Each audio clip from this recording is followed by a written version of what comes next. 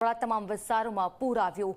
વર્ષ 2004 બાદ શહેરના અનેક વિસ્તારોમાં પૂર્ણાના પાણી 8 થી 10 ફૂટ જેટલા ઊંચે ચડ્યા હતા, જેના કારણે અનેક વિસ્તારોમાં લોકોને મોટી નુકસાની વેઠવાનો વારો આવ્યો। ત્યારે આજે નવસારી જિલ્લા તંત્ર દ્વારા શહેરના 6 વોર્ડમાં સર્વે હાથ ધરવામાં આવ્યો।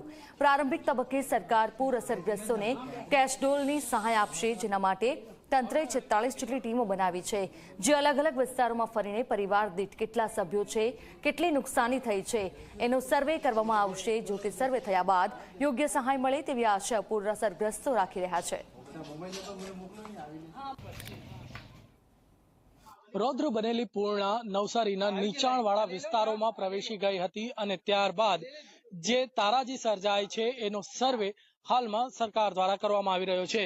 નવસારી વહીવટી તંત્રના જે અધિકારીઓ છે એ હાલમાં આ નીચાણવાળા વિસ્તારમાં ફરી રહ્યા છે અને લોકોની જે સમસ્યા છે એને જાણી રહ્યા છે।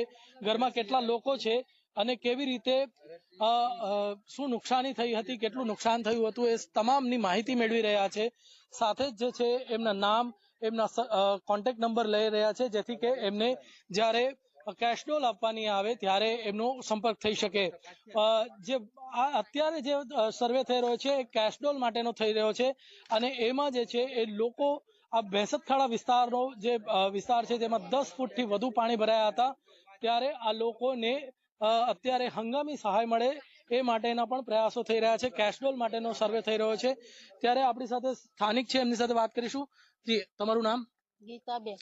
ગીતાબેન, કેવી પરિસ્થિતિ હતી પૂરમાં? અમારી પરિસ્થિતિ બહુ ખરાબ છે। પહેલેથી જ આ લોકો આવે ને આટલું બધું લખીને જતા, અમારા ગમે આવે ને પૈસા બી આપવાના હોય તો કે આ નથી, પેલું લાવો, આ લાવો, બધું એવું અમે ક્યાંથી લાવવાના હોય તો આપીએ ને, બીજાની બી વસ્તુ આપીએ તો બી અમારા હાથમાં પૈસા નહીં આવે।